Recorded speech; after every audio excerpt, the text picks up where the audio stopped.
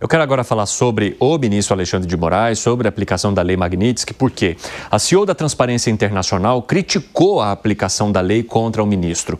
Eu vou conversar aqui com o Matheus Dias, porque a advogada Maíra Martini classificou a medida como uma aberração nesse caso em que foi aplicado. Conta aí, Matheus, bem-vindo.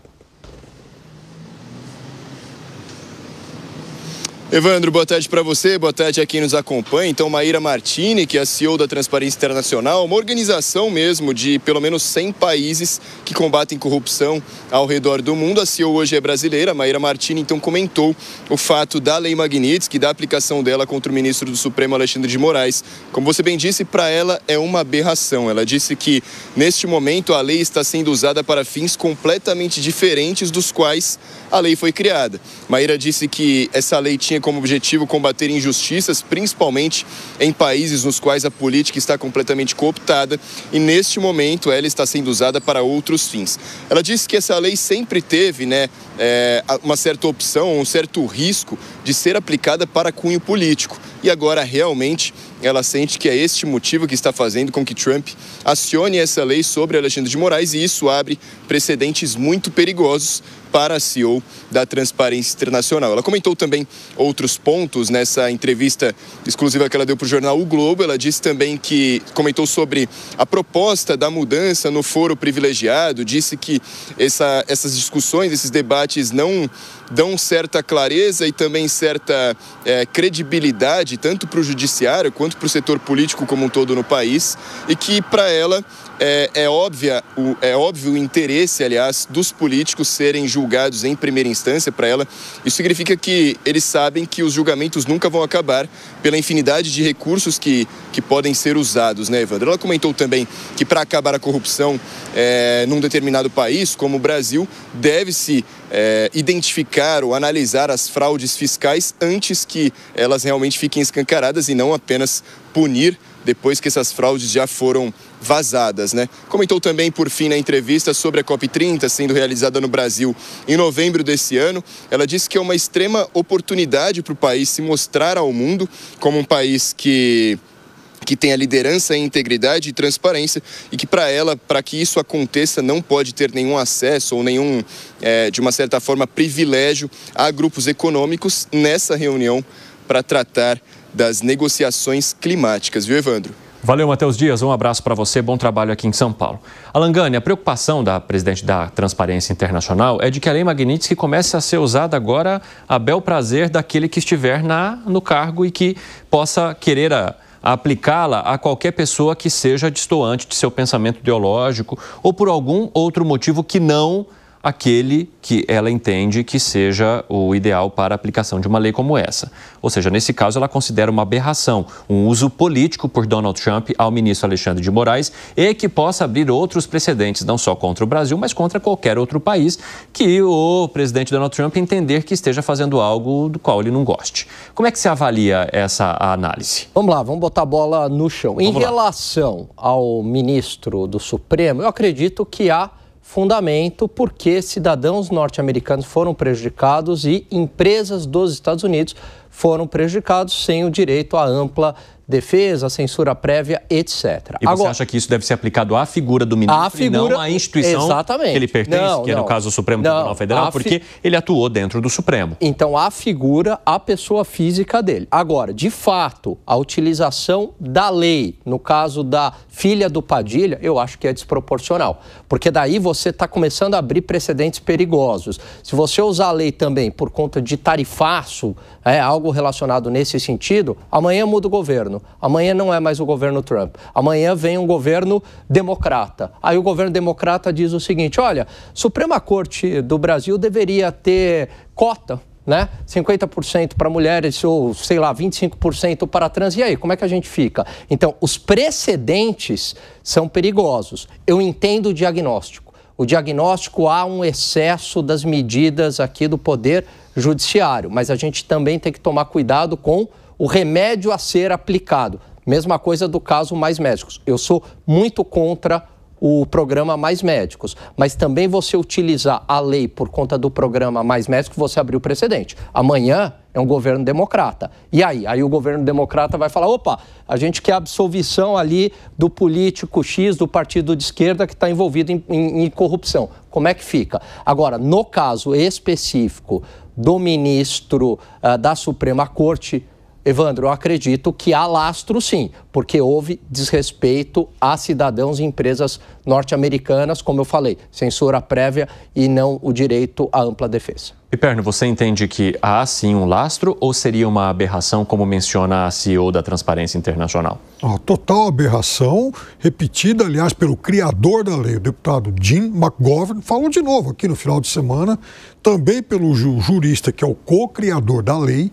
Eles, me parece que entendem sobre a lei Magnitsky mais do que qualquer outro personagem, né? Porque, afinal de contas, aquilo foi feito pela lavra deles, os dois, né? Pensaram, escreveram o texto e tal, o texto que foi aprovado, e claramente criaram esse recurso para punir quem, por exemplo, se relaciona com estados terroristas, enfim, tem lá a série de especificações. Os dois, mas agora a dirigente da Anistia Internacional e uma série de juristas americanos que todo dia os portais e jornais brasileiros têm alguém de lá para opinar sobre isso. É óbvio que é meramente uma situação de revanchismo político e que o próprio governo americano já abriu até uma porta para poder apagar isso. Basta, segundo eles, a absolvição, a anistia ao presidente Bolsonaro. Honestamente, você acredita que o Eduardo Bolsonaro tenha tanto poder em cima do Donald Trump? Assim? Honestamente, eu acredito que não. O que eu estou te dizendo é que o governo americano encontrou essa forma, que alguém sugeriu e tal, falou, puxa vida, abre-se a possibilidade. Só que, Alan, se todos os criadores, os mentores da lei falaram, não, isso é uma aberração, quem sou eu para ir para confrontá-los em relação a isso? Fala, Bruno Musa. Bom, eu acho que nós somos pessoas com uma certa capacidade crítica que a gente tem capacidade de, pelo menos, tentar entender e, independente de ser o criador da lei, a gente tentar entender que o mundo vai andando, dá voltas e novas ocasiões podem surgir. Bom, para além de comentar rapidamente a notícia, Evandro, eu tento sempre trazer, nem sempre consigo, mas no meu comentário, algum tipo de reflexão que, independente de concordar ou não, que fique isso, essa ideia de refletir um pouco a respeito. Uma das escolas econômicas, filosóficas que eu sigo tem um dos pilares que é a individualização metodológica. Ou seja, eu olho o indivíduo e não o coletivo. Quando eu falo da CEO da Transparência Internacional, quem é a CEO? Vamos lembrar que, por exemplo, a Moody's, que há uns meses atrás tinha colocado o Brasil com perspectiva positiva. Há um mês atrás já voltou atrás e colocou com perspectiva negativa por conta das contas públicas. Quem são as pessoas que estão atrás daquela mesa que há 6 meses atrás achavam que as contas públicas do Brasil estavam indo bem, quando claramente estão destruídas, e 6 meses depois olharam e falaram, realmente estão destruídas, agora a perspectiva é negativa. Então, da mesma forma, eu gosto de entender quem é a CEO, a pessoa em qualquer instituição por trás daquela caneta, quais são os interesses, quais são os envolvimentos, para ficar algo muito mais palatável do que simplesmente a gente comentar. Então, eu acredito nessa individualização. Então, por essas razões, por esses que excederam todos os direitos, que vai mais de uma pessoa do STF, eu sou totalmente a favor de que a lei seja imposta, as sanções sejam impostas a quem efetivamente excedeu o seu direito constitucional. Você, Zé, o que pensa?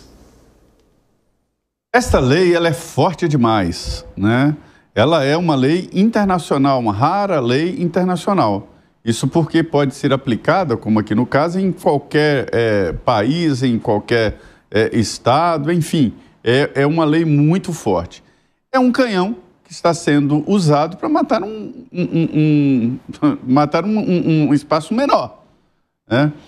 É uma lei tão forte que ela não é sancionada por um juiz, não existe um tribunal, não existe direito de defesa. Então ela, por si só, já é uma lei ditatorial, que é uma lei imposta, né? Não houve um julgamento, não houve uma oportunidade de defesa para o ministro Alexandre de Moraes e familiares que estão sendo atingidos por essas leis. Então, isso por si só já vai contra todos os tratados internacionais, e é o que eu reclamo aqui do Supremo, de que há a possibilidade de ser julgado de ampla defesa e de não ter apenas um tribunal, ou seja, ter possibilidade de apelar a outro tribunal. E, por outro lado, por ser tão forte assim, ela não pode ser banalizada, sob pena de ficar comum demais. Ela foi criada para casos excepcionais, para terroristas, ditadores que façam mal de tal forma que chegue aos Estados Unidos ou aos cidadãos norte-americanos.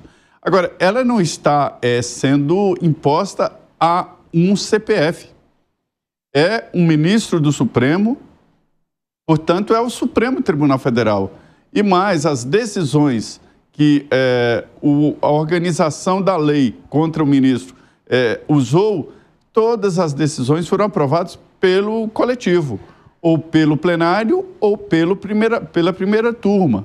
Então, ela não é CPF, ela é contra o Supremo. Então, faz sentido o governo brasileiro se defender juridicamente diante de uma lei que não existe defesa.